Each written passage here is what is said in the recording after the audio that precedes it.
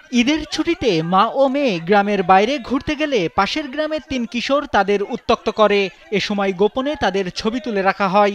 এ নিয়ে প্রতিবাদ করলে অশোভন আচরণ করে ওই কিশোররা। বিষয়টি স্থানীয় ২ যুবকের নজরে পড়লে তারাও প্রতিবাদ করেন। পরে মা ও মেয়েকে উত্ত্যক্তের প্রতিবাদ করা ওই ২ যুবককে নিজ এলাকায় পেয়ে মারধর করেন উত্ত্যক্তকারী ৩ কিশোর। পরে খবর পেয়ে ছুটে আসে ভুক্তভোগী ২ যুবকের গ্রামবাসী। ১০ এপ্রিল মারধরের ঘটনাকে কেন্দ্র করে মাইকে ঘোষণা দিয়ে ২ গ্রামের বাসিন্দারা সংঘর্ষে জড়ায়। পরিস্থিতি এতটাই ভয়াবহ রূপ ধারণ করে যে দেশীয় অস্ত্র নিয়ে তারা পাল্টাপাল্টি হামলা চালায়। এতে অনেকে আহত হন। চাঞ্চল্যকর এই ঘটনাটি ঘটে কুড়িগ্রামের চিলমারি ও গাইবান্ধার সুন্দরগঞ্জ উপজেলার ২ গ্রামের বাসিন্দাদের মধ্যে।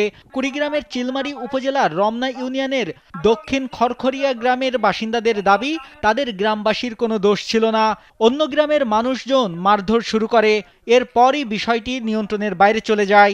আজকে দেখি ওরা ওখান থেকে অ্যাটাক করলো, এইদিকে আইসে আমার এই সময়টা ভেঙে ফেলেছে। এই যে আমার পাশে এটা ঘর করছি আমি ফার্নিচার দোকানের জন্য, এই ঘরটা ভেঙে ফেলেছে। মাইগ্রেন করে ওরা লোকজন জড়ো করে আজকে ৫-৭ জন লোক ককটেল বোমা তেল পিস্তল মিস্তল নিয়ে ওরা চলে আসে, এখানে বাড়িঘর পুড়ছে ভাঙছে। কোনো কিছু না ছিল, আমরা আসলাম ৪-৫ জন গেছিলাম একটু মীমাংসা করতে।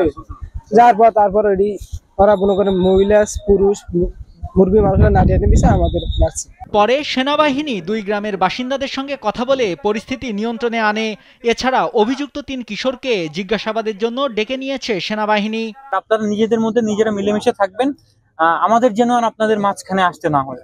ঠিক আছে, আপনারা কথা দিলেন, আপনাদের কথাটা আপনারা রক্ষা করবেন। আমাদের স্থানীয় প্রশাসন, পুলিশ এবং আর্মি ক্যাম্প, আমরা যথেষ্ট চেষ্টা করবো আপনাদের হেল্প করা, বাট আমাদেরকেও আপনারা হেল্প করতে হবে। কুড়িগ্রামের চিলমারি উপজেলার রমনা ইউনিয়নের দক্ষিণ খড়খড়িয়া গ্রামের পশির উদ্দিনের মেয়ে ও স্ত্রী দ্বিতীয় তিস্তা সেতুতে ঘুরতে গেলে গাইবান্ধার সুন্দরগঞ্জ উপজেলার হরিপুর ইউনিয়নের শহরের মোড় এলাকায় ৩ যুবক তাদের উত্ত্যক্ত করেন।